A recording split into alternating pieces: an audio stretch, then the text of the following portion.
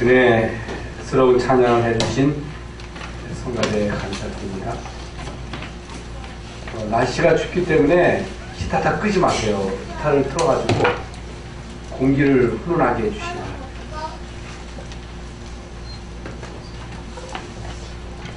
이제 공간이 더운 사람이 있지만 추운 사람이 있거든요. 추운 사람은 기준을 맞춰서 춥지 않도록 안내하시는 분들은 좀 신경을 써주시기 바랍니다. 오늘 성가대 찬양의 내용이 인간의 구원하심이 보좌에 계신 하나님과 예수 그리스도에게 있구나. 어마어마한 내용이잖아요. 은혜가 되죠? 네. 그래서 화음이 잘 되나 하는 것만 듣지 마시고 내용을 잘 들어보시면 성가대 찬양을 통해서 이미 이제 은혜를 받아요. 마음을 활짝 열려서 한가에서 선포되는 말씀이 하나님의 생명의 말씀으로 들려질 수 있기를 바랍니다. 지금 현대사회는 지식, 정보화의 시대입니다. 날이 갈수록 지식과 정보가 계속 발전해요. 정보의 홍수를 이루고 있는 시대입니다. 우리 애들도 원래 할아버지 스마트폰을 가져다가 프리메이션이 이제 궁금한 거예요.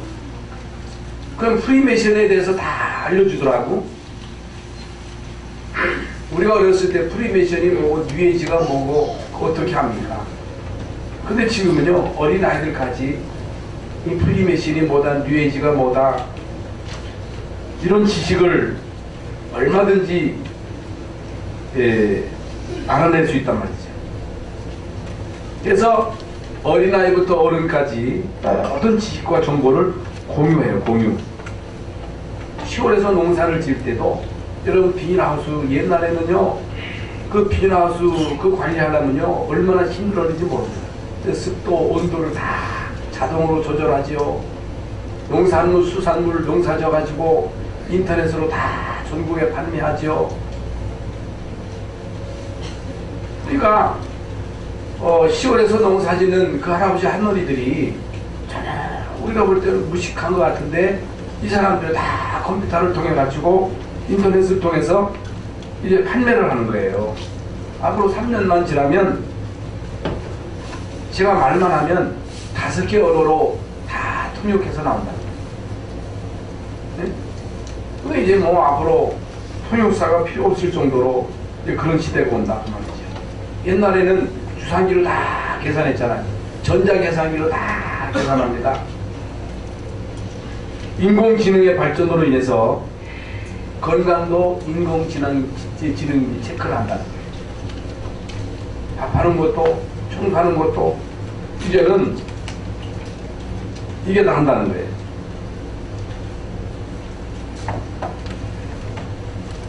지식의 홍수, 정보, 과학의 발전으로 인해서 많은 사람들이 지식을 또는 정보를 과학을 의지하면서 살아가고 있습니다만은 많이 발전했는데도 옛날에 비해서 영적인 문제는 더 커져요. 더 많아. 우울증은 더 많아. 많은 사람들이 불안과 걱정과 염려 속에 가정이 붕괴되고 사회가 불안하고 이게 불안이 가중되고 한 사람 두 사람이 아니라 이 땅의 모든 사람들이 이제 방황하면서 살아가고 있습니다. 왜 그렇습니까? 그 이유를 여러분이 다 잘 아시잖아요. 우리 인간은 하나님의 형상대로 지음받은 영적인 존재이기 때문에 우리 인간은 피조물이에요. 우리 인간은 자존자가 아니라 전능하신 하나님 아버지로 통해서 지음받은 피조물이기 때문에 특히 하나님의 형상대로 지음받은 영적인 피조물이기 때문에 하나님을 잊어버리면 하나님을 못 만나면 하나님의 은혜를 힘입지 못하면, 구원받지 못하면 우리 인간은 방황할 수밖에 없는 거예요. 우리 인간이 끊임없는 노력으로 지식의 홍수, 정보와의 홍수를 이루면서 살아가고 있습니다만은, 이거 가지고는 우리 인생을 인도할 수 없는 거예요. 우리 인생의 근본, 운명의 문제를 해결할 수가 없다. 어떻게 살아야 되느냐? 여러분, 이 마지막 시대를 어떻게 살아가야 됩니까? 고통의 시대, 재앙 시대, 재난의 시대를 어떻게 살아야 돼요? 성경은 믿음으로 살라는 거예요. 그래서 로마서 1장 16절에 오직 그 의인은 믿음으로 말미암아 살리라 한 것 같다 그랬어요. 믿음으로 살라는 거예요. 뭘 믿느냐는 거예요. 뭘 믿어도 믿어야 돼요. 자기를 믿는 사람, 권력을 믿는 사람, 자기가 가지고 있는 돈을 믿는 사람, 그러나 나를 믿고 나를 의지하고 돈을 의지하고 권력을 의지해가지고 이제 그것으로 구원받을 수 있느냐? 구원받을 수 없어요. 하나님 자녀될 수가 없어요. 그것으로서는 인간의 운명을 결코 바꿀 수가 없다. 그래서 정말로 여러분이 복음을 알고, 복음을 안다고 하는 것은 이건 엄청난 하나님의 축복입니다. 복음을 안다고 하는 것은 이건 은혜예요. 복음을 알아야 돼요. 어떻게 하느냐? 은혜로 알 수 있어요. 이걸 알아야 돼요. 어떤 사람은 하나님의 은혜로 아는 사람이 있습니다만은, 어떤 사람은요 엄청난 충격을 통해서 깨달은 사람이 있습니다. 어떤 사람은 죽을 병에 걸려서 이 복음의 비밀을 아는 사람이 있습니다. 어떤 사람은요 그야말로 교통사고를 당해가지고 반 죽어나가지고 복음을 깨달은 사람이 있습니다. 그러면 안 되잖아요. 여러분과 여러분 자녀들이 하나님의 은혜로 복음 받고 구원받아야지. 여러분 병에 걸려가지고 복음을 알면 그건 늦잖아요. 반 죽어가지고 복음을 깨달았다, 그건 늦었잖아요. 은혜로 깨달아야 되잖아요. 그래서 하나님의 은혜로 정말로 복음을 알고 기도할 수만 있다면, 하나님의 자녀된 신분으로 기도 응답의 비밀을 누린다면 끝난 것입니다. 이런 사람은요 어디 가도 승리할 수 있습니다. 여러분과 여러분 자녀가 정말로 복음을 알고 하나님의 자녀된 신분 권세를 회복하고 기도할 수만 있다면, 그 왜 기도해야 되느냐? 기도가 왜 중요하냐? 예배가 왜 중요하냐? 우리 인간은 아무리 지혜가 특출나고 능력이 있고 그래서 성공해서 많은 돈을 모았다 할지라도 끊임없이 우리를 공격하는 이 사단을 이길 수 없는 거예요. 마귀를 못 이겨요. 재앙을 못 이겨요. 그런데 이게 마귀가 무슨 또 마귀 같은 소리냐? 재앙이 뭐냐? 잘 사는데.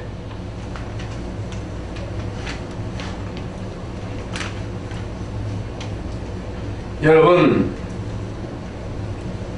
누구는 재앙 당하고 싶어서 당합니까? 우리나라에 계속 끊임없이 재앙이 덮치잖아요. 누가 막아요? 여러분, 지도자가 막을 수 있어요? 천만의 말씀입니다. 아무리 여러분 대통령이 큰 소리 치면서 다시는 이 나라에 이런 재앙이 없도록 하겠다, 어떻게 막아요? 어떤 지도자도 들이닥치는 재앙을 막아줄 수 없어요. 여러분과 여러분 가정과 자녀에게 들이닥치는 재앙을 그 누구도 못 막는다니까. 근데 이걸요 대부분의 사람들은 못 알아들어요. 내가 안 당했는데, 우리 가족이 그런 일 없는데 어떻게 그런 일이 있을 수 있겠느냐, 이렇게 생각합니다. 그렇지 않습니다.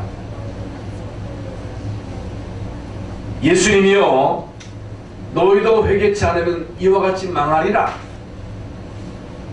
이 재앙이라고 하는 것은, 저주라고 하는 것은 예외가 없어요. 언제 어느 때나 누구에게나 다 오는 거예요. 결국에 우리 인간이 죽으면 영원한 그 지옥의 재앙이 기다리고 있는 거예요. 지옥하는 거예요. 그렇기 때문에 구원받아야 되고, 구원받은 하나님의 자녀는 기도해야 되고, 예배를 통해서 힘을 얻어야 되고, 예배를 통해서 주시는 그 말씀을 붙잡고 이 세상을 승리하며 살아가야 돼요. 그래서 지난번 설교에서 제가 말씀드린 대로 구원의 확신을 가져야 될 이유가 뭡니까? 여러분 생각이 어떤 생각이냐가 중요한 거. 어떤 마음을 갖고 있느냐. 원망불평 속에 살아가면 그 삶은 지옥이에요. 여러분 말씀에 검이 있어야 돼요. 믿음의 방패로 사단의 공격을 막아야 돼요. 진리의 띠로 무장해야 되고, 복음의 신발로 무장해서 가는 곳곳마다 하나님의 나라가 임하도록 무선으로 계속 하나님과의 교신, 영적인 힘을 공급받는 영적인 교신을 잊어서는 안 된다. 이스라엘 나라의 임금 가운데 히스기야 왕이 있습니다. 히스기야 왕은 이스라엘 나라를 다스리는 가운데 위기를 여러 번 당하죠. 어떤 위기입니까? 아수르 군대 18만 5천 명이 이스라엘 나라를 쳐들어왔을 때 별의별 방법을 동원해도 그걸 막아낼 재간이 없었잖아요. 어떻게 그걸 막습니까? 여러분 마을이 18만 5천 명이지 엄청난 숫자거든요. 20만이나 되는 그 아수르 군대가 쳐들어왔을 때 대책이 없었어요. 그래서 성전에 가서 이 편지를 읽으면서 하나님께 기도했을 때 하나님이 하늘의 천사를 보내가지고 아수르 군대 18만 5천을 순식간에 쳤습니다. 이게 영적인 비밀이에요. 이 응답을 히스기야가 실제로 체험을 했는데 시간이 지난 다음에 히스기야 왕에게 중병이 걸린 거예요. 중병. 물지병이 걸린 거예요. 죽게 된 거예요. 그래서 히스기야가 다시 성전에 가서 벽을 향하여 하나님께 간절하게 기도하는 가운데 하나님께서 히스기야의 병을 고치십니다. 얼마나 감사합니까? 그 당시에 히스기야 왕이 아수르 군대 18만 5천을 쳐서 멸했다. 히스기야 왕이 죽을 병에 걸렸는데 나았다 하는 이 소문이 전 세계로 퍼진 거예요. 그래서 각 나라의 사신들이 이스라엘 나라를 이제 찾아와가지고 히스기야를 위로하게 된 것입니다. 여러분 그때에 히스기야 왕이 이제 찾아온 그 사신들에게 사실을 얘기해야 되잖아요. 우리 힘으로서는 이길 수 없었는데 아수르 군대 18만 5천을 참 하나님이 멸하셨다. 내가 죽을 병에 걸렸는데 하나님의 은혜로 고침을 받았다. 하나님의 은혜가 너무너무 감사하다. 당신들도 이 전능하신 하나님을 믿고 하나님의 은혜를 힘입어라. 하나님의 은혜로 살아라. 이렇게 간증해야 될 것인데 그 내용은 없고 그 사신들을 무기고로 데려간 거예요. 은금이 가득 차 있는 내탄고에 데리고 가가지고 보여준 거예요. 그거 뭐예요? 우리가 이렇게 힘이 있다. 이렇게 은금이 많다. 보물이 많다. 이걸 자랑한 거예요. 여러분 이때에 바벨론에서 온 이제 사신이 그것을 보고 흑심을 푼 거예요. 이 나라가 보통 나라가 아니구나. 응? 우리의 먹잇감이구나. 이렇게 이제 마음을 품고 돌아간 거예요. 여러분 히스기야 왕이 죽고 시드야가 왕이 되었을 때 여러분 왕이 무능하면 한 나라의 지도자가 나라를 제대로 통치하지 못하면 이 나라는요 위기에 빠질 수밖에 없거든요. 그 나라가 점점 힘이 약해지니까 이 바빌론 나라가 이스라엘 나라를 쳐들어와 가지고 많은 젊은 인재들을 호로로 끌고 가고, 그 당시에 왕이었던 시드기야 왕을 끌고 가는데 그냥 끌고 가는 게 아니라 모든 백성들이 보는 앞에서 그 시드기야 왕의 두 눈을 뽑고 쇠고랑에 채워가지고 2000이나 되는 그 먼 거리를 끌고 갑니다. 여러분 얼마나 비참합니까? 여러분 한 나라의 왕이 이렇게 비참하게 두 눈이 뽑혀가지고 쇠고랑에 채워져가지고 끌려가는 그 모습을 모든 백성들이 봤을 거 아니겠어요? 왜 그렇게 했어요? 대들지 말라는 거예요. 까불지 말라는 거예요. 까불면 죽는다는 거예요.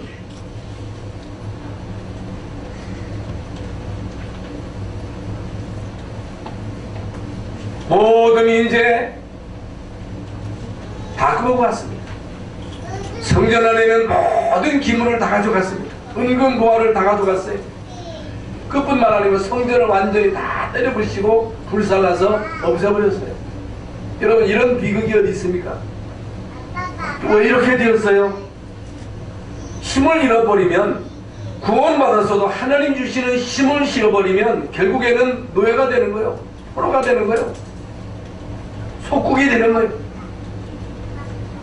여러분이 구원받은 하나님의 자녀이지만은 하나님의 자녀로서 하나님 주시는 그 힘을 힘입지 못하면 결국에는 사탄의 노예가 된다. 이스라엘 민족이 이렇게 된 거예요. 이제 오늘 본문은 이때 나온 메시지입니다. 이스라엘 민족이 바벨론에 의해서 비참하게 망해있을 때에 이사야 선지자를 통해서 주신 말씀입니다. 이사야서 6장에 보면요, 더 멸망받게 될 것이다, 더 망하게 될 것이다, 그러나 그루터기는 남게 될 것이다. 여러분 그루터기를 하나님이 남겨두시겠다고 하는 말씀입니다. 지금 말씀드린 대로 왜 이스라엘 민족이 이렇게 되었어요? 왜 안 됩니까? 분명 하나님은 살아계시는데, 전능하시라고 우리가 말하는데 성경책이 거짓말입니까? 하나님의 자녀는 응답하게 돼 있고, 하나님의 자녀는 승리하게 돼 있고, 하나님의 자녀는 세계를 정복하게 되어 있는데 왜 안 됩니까? 왜 아브라함이 안 됐어요? 언제 되었어요? 그런데 아직까지도 이스라엘 민족은 발견하지를 못한 거예요. 그러니까 계속해서 어려움이 오는 겁니다. 우리도 마찬가지예요. 이제 오늘 우리는 본문 말씀을 통해서 내가 왜 하나님의 자녀로서 안 되느냐, 왜 응답받지 못하느냐, 왜 승리하지 못하느냐, 이걸 발견해야 됩니다.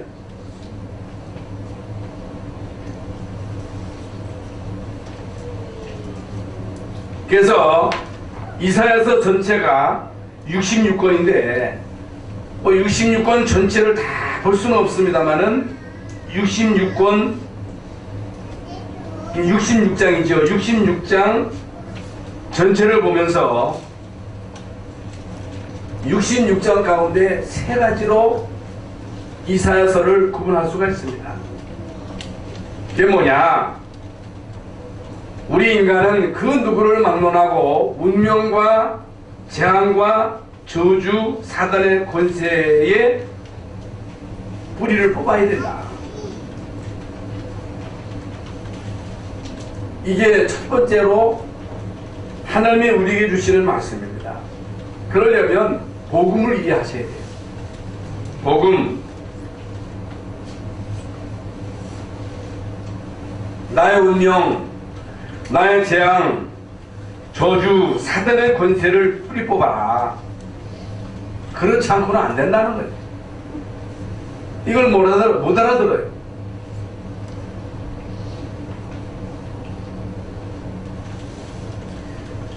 이 세상에 끊임없이 재앙과 저주가 들이닥치는데 기술로, 지식으로, 정보로 막을 수 있어요?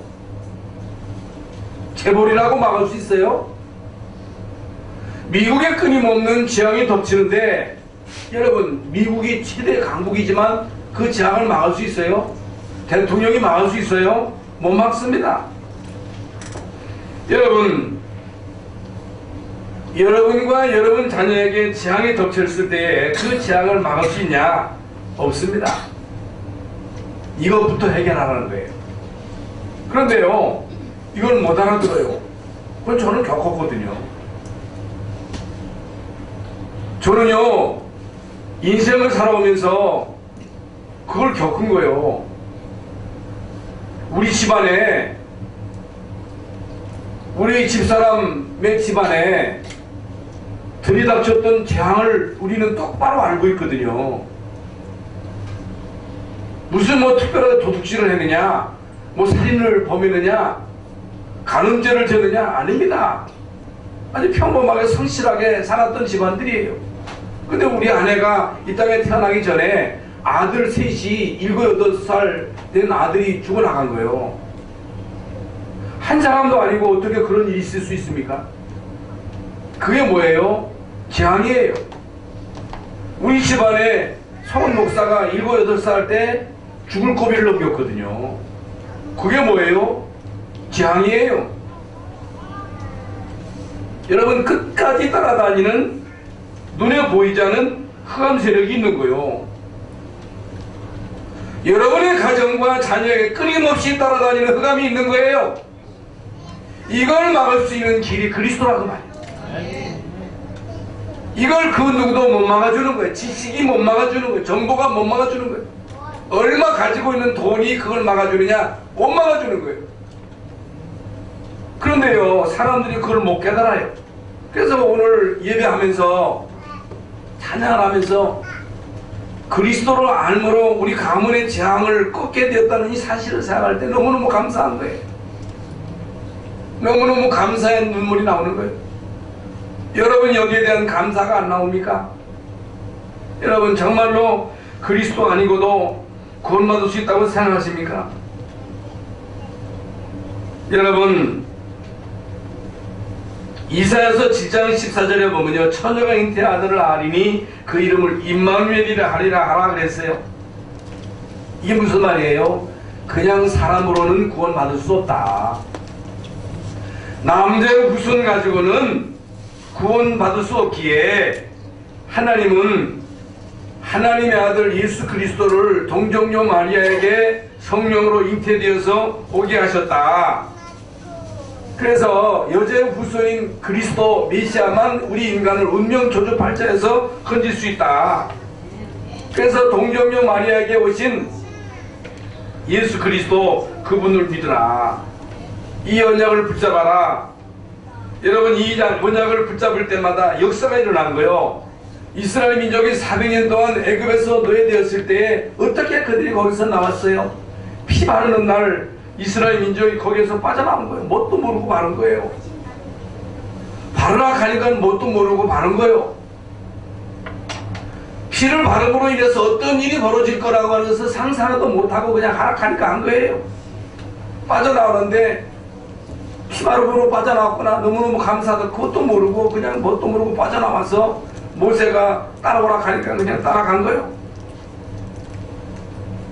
여러분, 그런 식으로 믿으면 안 됩니다.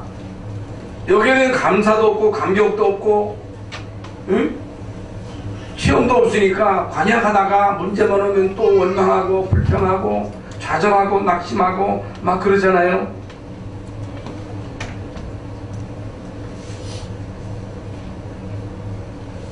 우리가 잘 아는 창세기 3장 15절에 여자의 후손이 뱀의 머리를 상하게 할 것이다. 뱀은 여자의 발꿈치를 문다고 했다. 성경에 나오잖아요. 그래서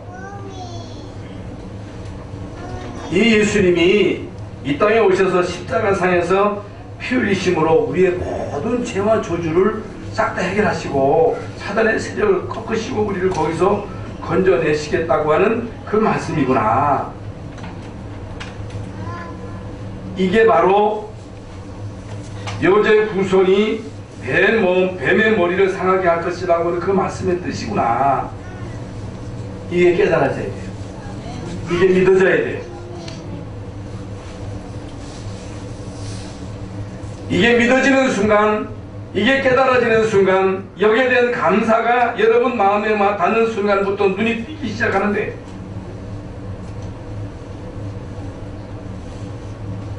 그래서 여러분의 삶을 자꾸만 어렵게 하고, 여러분 가정을 어렵게 하고, 여러분의 자녀들을 어렵게 하는 이 흑암 세력을 먼저 꺾어야 돼요. 이걸 꺾어버려야 돼요. 꺾을 수 있는 길이 그리스도예요. 그래서 저도 여기서 다른 얘기 계속 할 수 있어요. 그럼 왜 계속 강단에서 그리스도입니까? 그리스도 아니면 길이 없는 거예요. 이 세상을 봐도, 우리나라를 봐도, 우리나라 정치, 경제, 사회문화 모든 분야를 봐도 이건 분명 흑암이다. 흑암의 세력이다. 흑암 세력을 꺾지 않고는 안 된다. 여러분, 흑암 세력을 꺾지 않고는 될 수가 없는 거예요.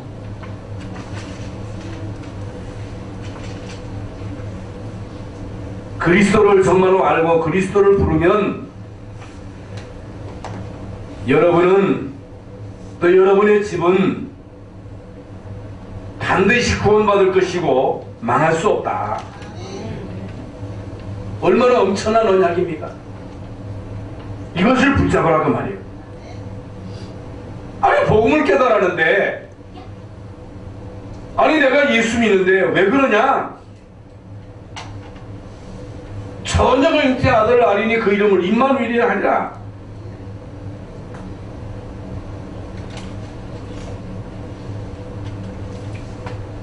이스라엘 민족이 이 메시아를 어떻게 깨달았느냐?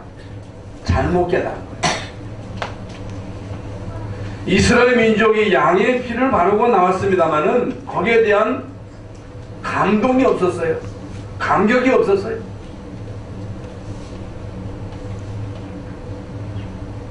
가나안 땅에 가야 할 이유를 모르는 거예요. 가나안 땅에 가서 예수 그리스도를 맞이하고 그리스도를 통해서 이 예언이 완성되는 이 비밀을 실제로 체험해야 되는데 그걸 못 누린 거예요. 그러니까 메시아, 어떤 메시아냐? 우리 민족을 바벨론의 포로에서 건질 자, 우리 민족을 로마 수국에서 건질 자, 이런 메시아를 끊임없이 기다렸던 거예요.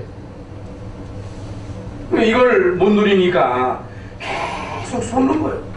이게 오늘날 많은 목회자들, 많은 중직자들, 성도들이 예수 믿으면 성공한다 그랬지, 예수 믿으면 잘 산다 그랬지, 예수 믿으면 좋은 대학 가고 취직 잘하고 좋은 사람 만나서 결혼하고 잘 먹고 잘 산다 했지.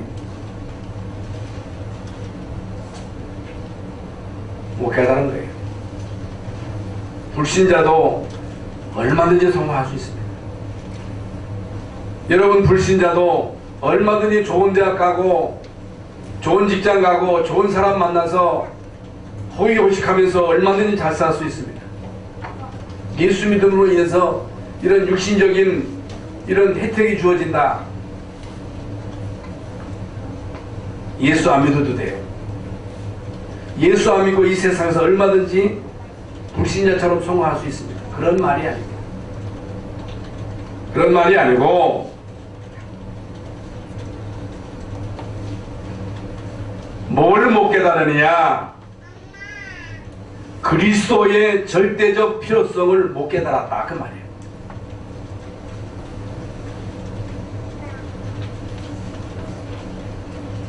예수가 그리스도다. 나 예수 믿고 구원받는 자들 다 합니다. 그러나 뭘 깨달아야 되느냐? 그리스도의 절대성을 깨달아야 돼요. 절대성. 정말로 나에게 그리스도가 필요한가? 그리스도 필요 없는 사람 많아요. 예수 그리스도를 믿는 걸 악세사리로 알고 있습니다. 안타깝지요. 나에게 정말 그리스도만 필요한가? 여러분 자녀에게 그리스도만 필요한가? 예수 그리스도 아니면 여러분과 여러분 자녀의 운명을 못 바꾸는 거예요.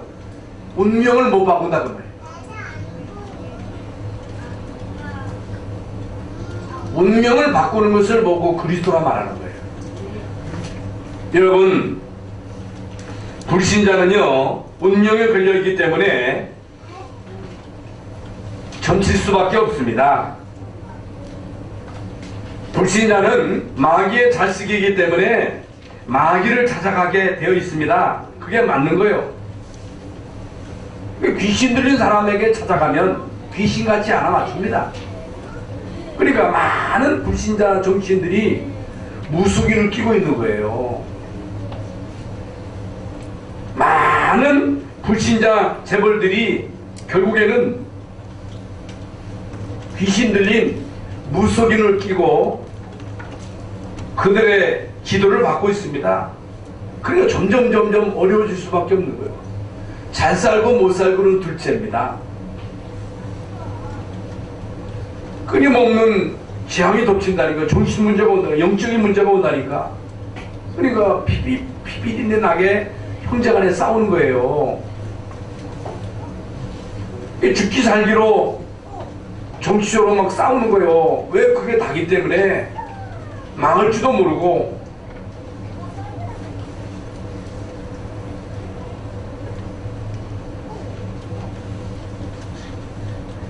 우리가 하나님의 자녀라면, 우리가 운명에서 빠져나왔다면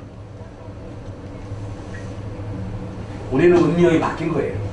운명에서 빠져나온 거예요. 운명에서 빠져나올 수 있는 길은 오직 그리스도밖에 없습니다.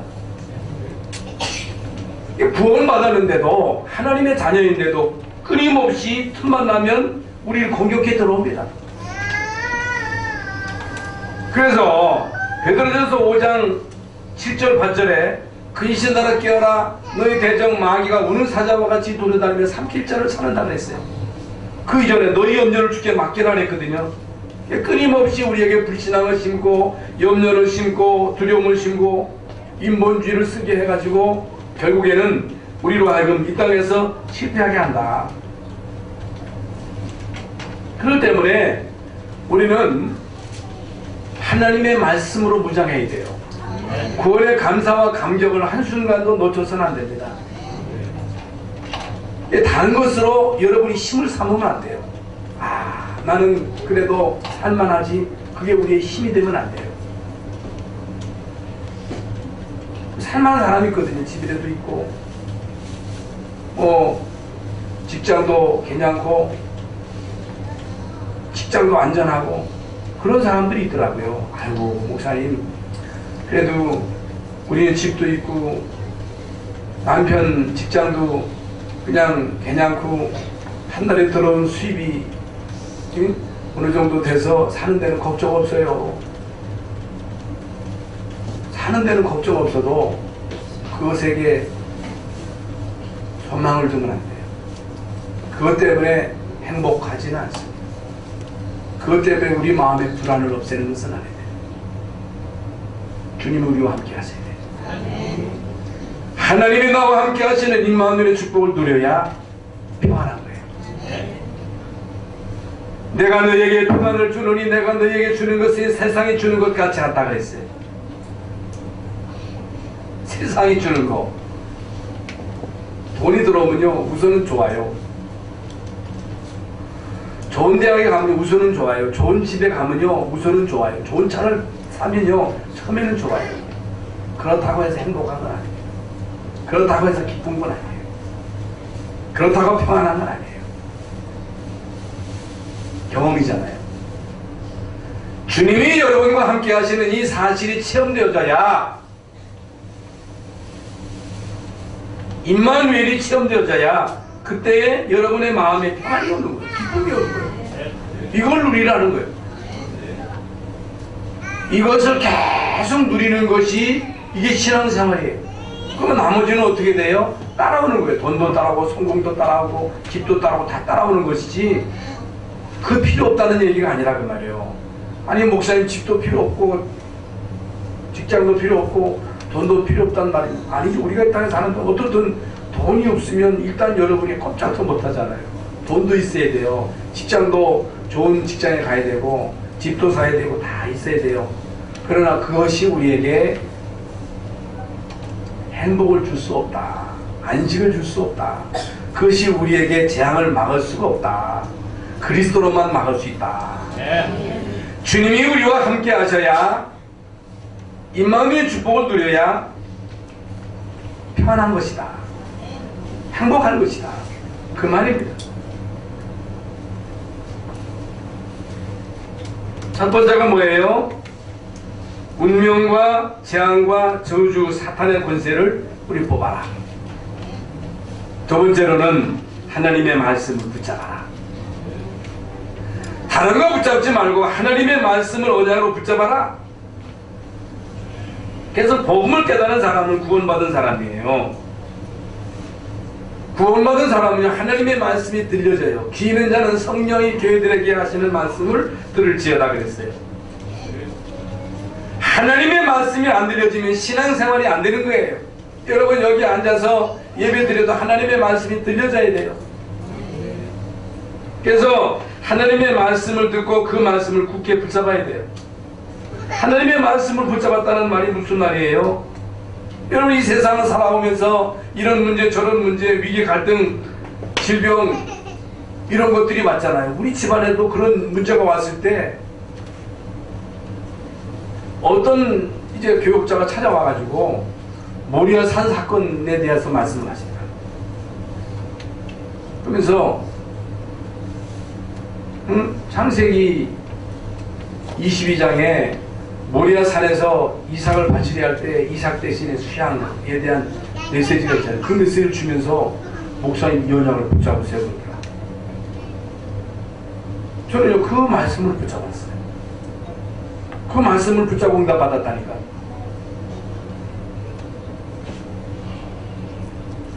이런 문제가 왔을 때에 여러분이 정확하게 하나님의 말씀을 붙잡고 기도하면 반드시 말씀을 따라 여러분에게 역사가 일어나요. 응답이 와요. 이게 진짜 응답입니다. 그래서 말씀을 붙잡아야 돼요. 이스라엘 장로들이 다니면서 모든 이스라엘 백성들에게 피를 바르라고 했는데 이 말씀을 붙잡고 피를 바를 때 기적이 일어났어요. 여호수아서 3장 6장에도 언약궤를 따라가라. 이 말씀을 붙잡고 언약궤 맨 제사장이 발을 내디딜 때에 요단강이 갈라졌어요. 요단강을 건너서 여리고를 무너뜨릴 때도 언약궤를 맨 사람들이 앞장섰어요. 말씀이 앞선 거예요. 이사야서 6장 13절에도 렘넌트는 살아남을 것이다. 이사야서 40장 8절에도 높은 산에 올라가서 말하라. 다 듣도록 해라. 인생은 불과 같고 영광은 꽃과 같다. 풀은 마르고 꽃은 시드나 하나님의 말씀은 영원히 서리라 하라. 이사야서 40장 27절부터 30절에 왜 너는 기도응답이 없다 하느냐? 왜 하나님이 내 사정을 모른 척 하느냐고 말하느냐? 그 내용이잖아요. 너는 알지 못하였느냐 듣지 못하였느냐 전능하신 하나님 여호와 땅끝까지 창조하신 이는 피곤치 않으시며 건비치 아니하시며 명철이 한이 없으시며 피곤한 자에게는 능력을 주시며 무능한 자에게는 힘을 더하시나니 소년이라도 피곤하며 건비하며 장년이라도 넘어지며 자빠지되 쓰러지되 오직 여호와를 앙망하는 자는 샘을 얻으리니 오직 여호와 하나님을 바라보는 사람은 샘을 얻으리니 독수리의 날개치며 올라감 같을 것이다. 이사야서 41장 10절에 두려워하지 말라. 내가 너와 함께함이니라. 놀라지 말라. 나는 내 하나님이 됨이니라. 내가 너를 굳세게 하리라. 내가 너를 참으로 도와주리라. 나의 오른손으로 너를 붙들리라. 여러분 참으로 능력의 오른손으로 붙들겠다고 말씀하세요. 이사야서 43장 1절부터 20절에 야곱아 너를 창조하신 자가 이제 말하노라. 두려워하지 말라. 내가 너를 구속하였고 내가 너를 지명하여 불렀나니 너는 내 것이라. 여러분이 누구의 소유냐? 하나님의 소유. 그래서 내가 물 가운데를 지날 때 물이 너를 침몰치 못할 것이고 불 가운데를 지날 때 불이 너를 사르지도 못하게 하시겠다. 이 약속, 이 언약의 말씀을 붙잡으라는 거예요. 너는 내 것이라는 거예요. 그러면 이 언약의 말씀을 붙잡고 우리가 해야 할 일이 뭐냐? 24시 파수꾼의 축복을 누려라. 여러분 24시 파수꾼, 여러분 군대에서 보초는요 1시간만 지키는 게 아니라 교대하면서 24시 이 나라를 지켜야 돼요. 여러분 파수꾼의 축복, 이게 뭐냐? 24시 기도의 파수꾼.